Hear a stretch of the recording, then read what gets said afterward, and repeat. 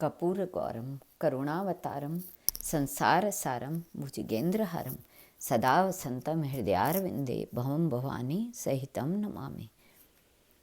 परम शिव भगवान विष्णु की शिवोपासना।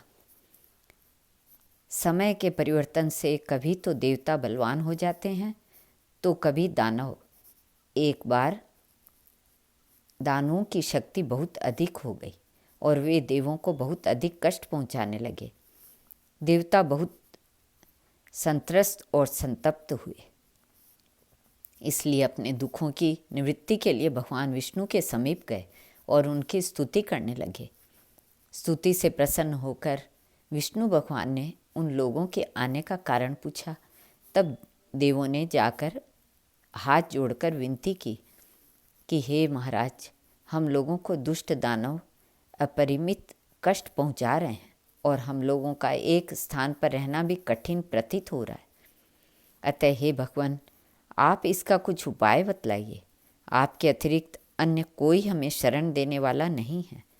देवों का ऐसा हृदय विदारक करुण क्रंदन सुनकर विष्णु भगवान ने उनसे कहा कि मैं परम कारुणिक श्री महादेव जी की आराधना इस कार्य को करूँगा।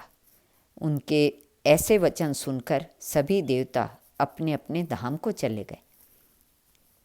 इधर श्री विष्णुदेव क्षीर सागर का सुखद शयन छोड़कर कैलाश पर्वत के समीप पहुँचे और वहाँ अग्नि का कुंड बनाकर तथा हरीश्वर नामक ज्योतिर्लिंग की स्थापना कर देव भगवान महादेव की आराधना मानसरोवर से समुत्पन्न कमलों से विधिपूर्वक करने लगे।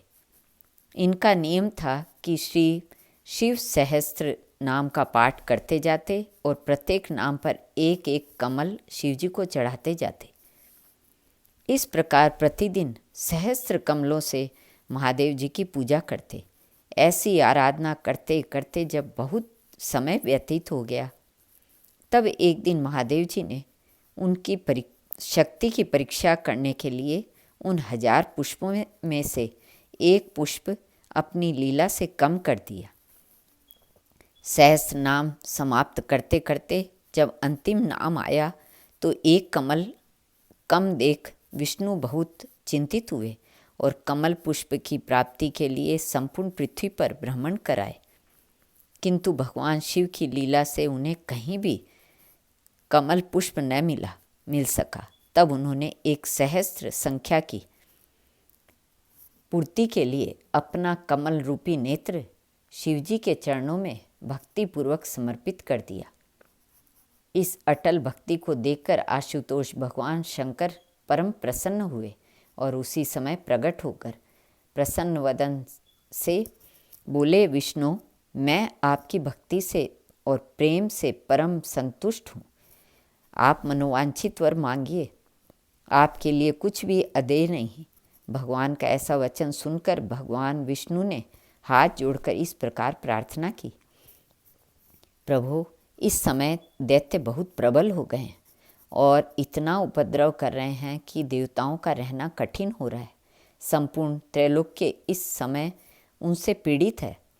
आप देवताओं तथा समस्त जगत की रक्षा का कोई उपाय कीजिए।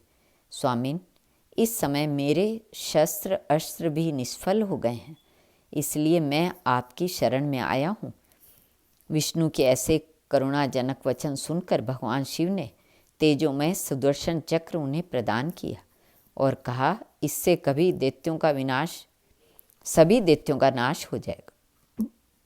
यह कहकर वे अंतर्ध्यान हो गए। विष्णु भगवान ने उसी चक्र की सहायता से असुरों का बिना परिश्रम बहुत शीघ्र ही विनाश कर डाला और तीनों लोकों में आनंद की भेरी बजने लगी। उस चक्र को विष्णु भगवान बहुत आदरपूर्वक धारण किए रहते हैं और जब जब शत्रुओं का संहार करना होता है तब तब उसे काम में लेते हैं। श्री कृष्णार्पणमस्तु।